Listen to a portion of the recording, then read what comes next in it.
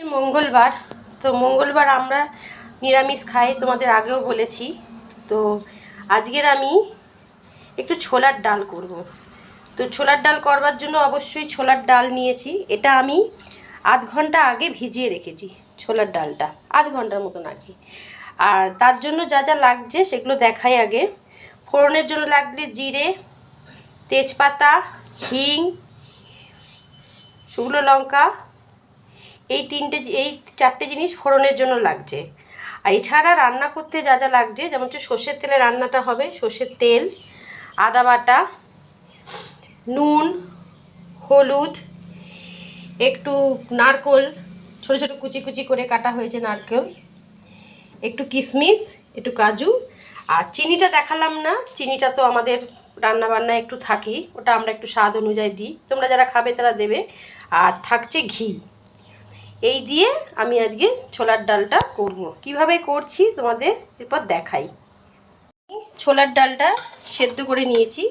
সেদ্ধটা না মানে একদম ঘাটপাক মতন হয়ে যাবে না। ছোলার ডাল কিন্তু খুব মানে একদম ঘাটপাক মতন সেদ্ধ হয় না। মোটামুটি তোমরা যারা করো তারা জানো ছোলার ডাল কীরকম পরিমাণে সেদ্ধ হতে হয়, ঠিক আছে। আর আমি নারকেলটা প্রথমে ভেজে তুলে নিয়েছি, ঠিক আছে।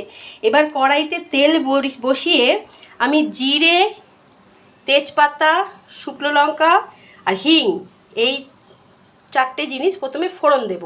আর তেল নিয়েছি আমি মোটামুটি 4 পলার মতন, এরকম পলার 4 পলার মতন, 4 পলার থেকে একটু বেশি তেল আমি মানে নিয়েছি, ঠিক আছে।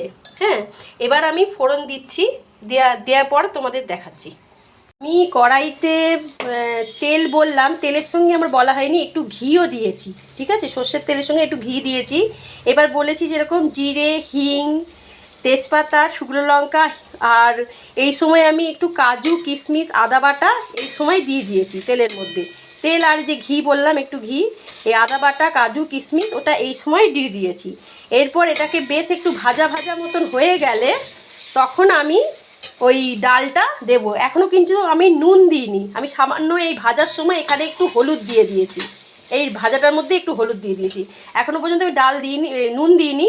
এরপর ডালটা দিচ্ছি, ডালটা দিই।